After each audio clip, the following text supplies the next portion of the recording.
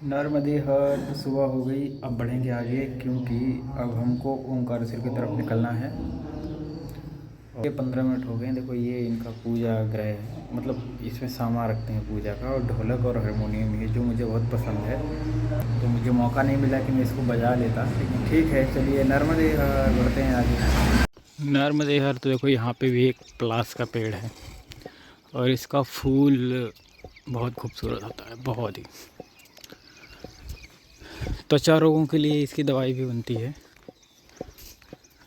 और जैसे मैंने पीछे बताया भी था कि ये होली के रंगों में इसी का यूज होता है, वृंदावन की होली में खासकर।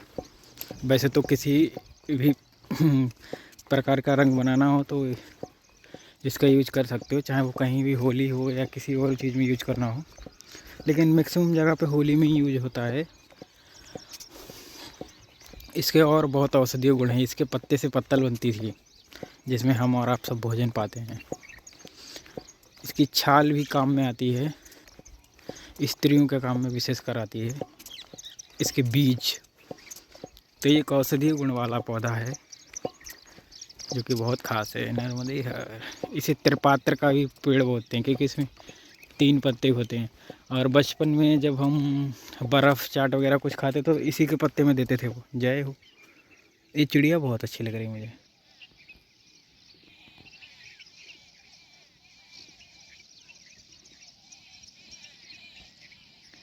बिल्कुल अलग है। यहाँ पे चल रहा है चिड़ियों का खेल। ये पुल के नीचे इनका घर होगा शायद। बहुत सारी चिड़ियाँ हैं। ये तो बहुत ज़्यादा है। जय हो।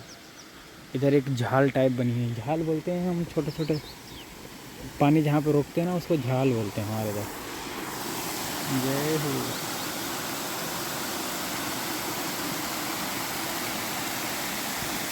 बारिश के मौसम में ये भी बहुत तेज चलता होगा क्योंकि सारा पानी इधर ही आ जाता होगा।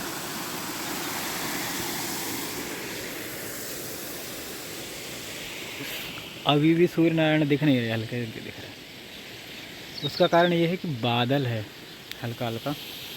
और आज हम अगर ओंकारेश्वर पहुंच गए तो आनंद आ जाएगा मुझे। नहीं कल तो पहुंच ही जाएंगे बड़े आराम से। नर्मदे हर, नर्मदे हर। तो आज है हमारा दिन 5वां या चौथा, जब मैया से दूर हैं हम। 5वां है शायद। और कल हम मैया के पास पहुंच जाएंगे ओंकारेश्वर, क्योंकि यहाँ से ओंकारेश्वर बहुत कम है। चाहूँ तो मैं आज शाम तक चला जा सकता हूँ, लेकिन क्या है ना, रोड बहुत गर्म हो चुका है और ये पैर जला रहा है। तो अब जहाँ भी नेक्स्ट आश्रम मिलेगा थोड़ा सोच रहे हैं कि रुक जाएंगे, क्योंकि अगर पैरों में दिक्कत हो गई तो फिर चलेंगे कैसे। तो इसलिए पैरों को सुरक्षित रखना बहुत ज़रूरी है। माई की कृपा है तभी इतनी धूप में चल पा रहे हैं। नर्मदे हर, नर्मदे हर। तो रात्रि विश्राम था हमारा यहाँ पे, और हम आ तो यहाँ पे 2 बजे ही गए थे, 2:30 बजे। फिर मैंने कहा अब कहीं नहीं जाएंगे क्योंकि थक जाते हैं ना बहुत ज़्यादा। अब यहाँ से 18 किलोमीटर ओंकारेश्वर है तो 1 बजे तक पहुँच जाएंगे। और ओंकारेश्वर तक का ब्लॉग डाल देंगे। कहाँ तक, कहाँ से बनाया था मैंने, मुझे ध्यान भी नहीं रहा। मैं शायद वहाँ तक का डाल चुका हूँ। वो तो एक में ही डाला था 2-2 दिन का, और ये तो हो जाएगा 3 या 4 दिन का। ज़्यादा शूट ही नहीं किया, वही 20-25 मिनट का होगा, क्योंकि अच्छा ही नहीं लगा रोड पे और धूप बहुत हो जाती है। तो हमारा फ़ोन क्या है, गर्म हो जाता है ज़्यादा धूप में। तो ये काम भी नहीं करता। ये रीज़न है, कैमरा लेना पड़ेगा। अभी तो फटाफट पहुंच जाएंगे ओंकारेश्वर, लाइव करेंगे वहां से नर्मदे हर। नर्मदे हर एक वहां से महाराज जी लौट के आ रहे हैं, और वो इसीलिए लौट के आ रहे हैं क्योंकि वो बहुत जल्दी निकले थे सुबह अंधेरे में, और उन्हें ये रास्ता दिखा नहीं और वो सीधे चले गए होंगे।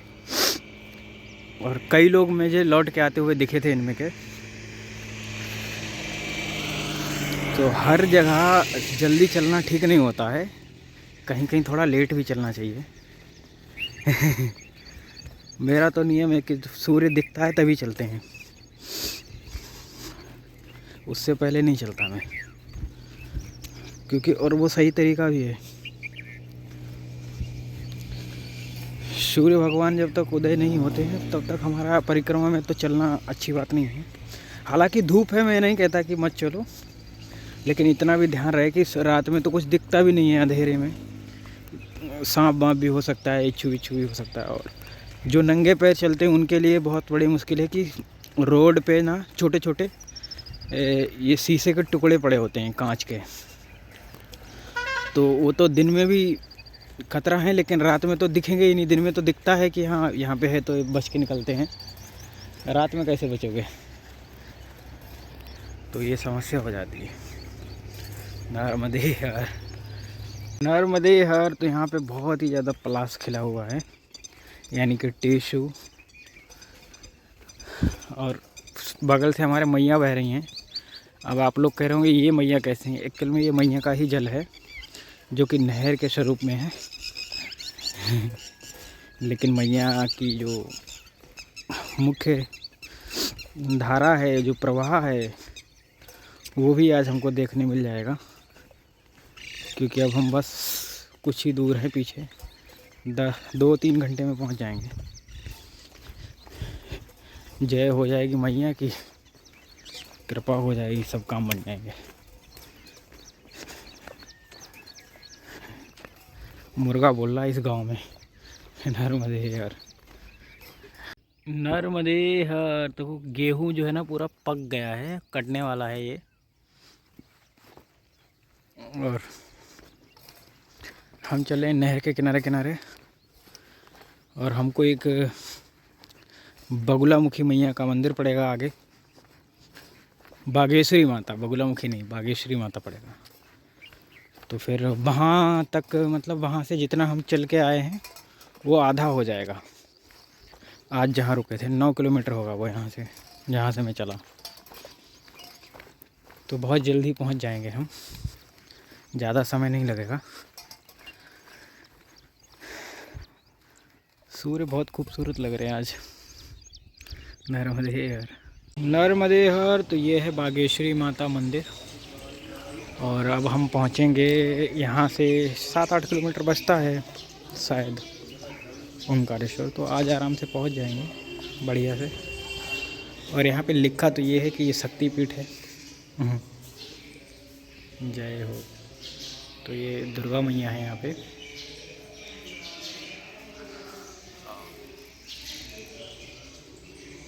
ये भी दुर्गा जी के, ये क्या है मुझे समझ में नहीं आया, पर ठीक है, नर्मदे हर, जय हो।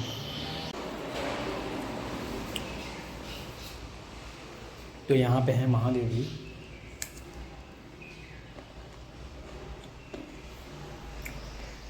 शिवलिंग बहुत अच्छा है, रक्तेश्वर है। नर्मदे हर। तो मुझको ओंकारेश्वर दिखने लगा है, और बहुत ही खूबसूरत लग रहा है। आप शायद नहीं देख पा रहे होंगे क्योंकि फ़ोन उतना कवर नहीं कर पा रहा होगा, थोड़ा थोड़ा कर रहा है। तो दिख रहा है ओंकारेश्वर, और बहुत जल्द मैया के दर्शन करेंगे और आपको भी कराएंगे, क्योंकि हम 5 दिन हो गए हमको मैया से दूर हुए। 4 ही हुए, क्योंकि जिस दिन मैं पहले दिन अलग हुआ था उस दिन तो मैया के किनारे से ही चला था मैं। तो 4 दिन मतलब मैया दूर रही। एक दिन बैक वाटर में देखा है, लेकिन वो मन नहीं भरता ना, जब आप बिल्कुल करीब रहे हो, सोए हो मैया के किनारे, हमेशा मैया के किनारे ही चले हो आप, एक दिन भी सड़क नहीं चले हो, है ना। तो आप समझ सकते हो कि 100 दिन किसी के साथ रहना, और फिर 4-5 दिन के लिए वो चीज़ तुमसे दूर हो जाए, कोई व्यक्ति हो, कोई वस्तु, तो 100 दिन में प्यार हो जाता है, मतलब प्रेम हो जाता है किसी से भी, है ना। तो हमें भी मैया की जलधारा से प्रेम हो गया, तो अब दूर है उससे तो अच्छा नहीं लग रहा था, लेकिन आज मिल जाएंगे तो भाव कुछ अलग ही होंगे, लेकिन वो भाव के लिए शब्द नहीं है। उसके लिए इतनी गहराई से जुड़ना पड़ेगा, तब आप समझ सकते हो, फील कर सकते हो। नर्मदे हर, नर्मदे हर। तो ये है गजानन आश्रम, लेकिन हमको जाना है मैया के किनारे। पहले दर्शन करेंगे मैया के, उसके बाद कहीं रुकेंगे एक आध दिन के लिए। अपना यही प्लान है। नर्मदे हर, नर्मदे हर। तो 5 दिन के पश्चात मैया का दर्शन हो गया और साथ ही बाबा का शिखर भी दिख गया। तो ये बहुत ही अच्छा हुआ हमारे लिए। और अब हम आज यहीं रुकना चाहेंगे कहीं। मैं भी ओंकारेश्वर में नहीं रुकूंगा, मैं ओंकारेश्वर में ही रुकूंगा, लेकिन गजानन आश्रम में नहीं रुकूंगा, क्योंकि वहाँ बहुत ज़्यादा भीड़ है और वहाँ पे बहुत कुछ लिखा पढ़ी होती है कि कहाँ से आए हो, क्या करते हो। इतना सब मैं झेलने के लिए तैयार नहीं हूँ, तो इसलिए नहीं जाऊँगा। नर्मदे हर, नर्मदे हर। तो ये है ओंकारेश्वर का ममलेश्वर ज्योतिर्लिंग। तो यहाँ हम ध्वजा दर्शन कर सकते हैं।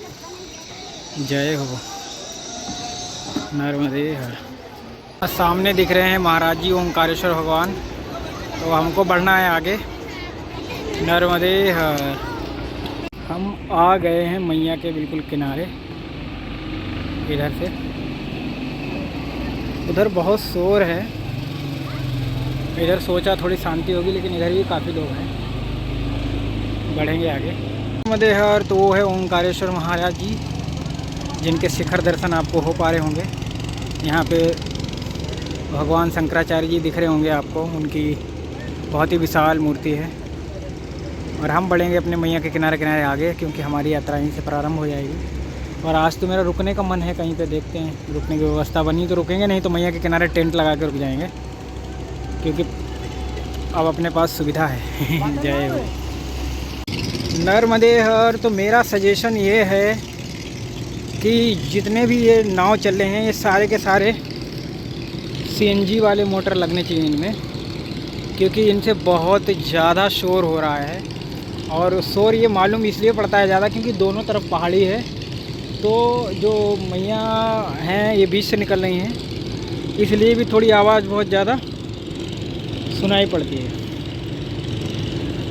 तो ये कारण भी है।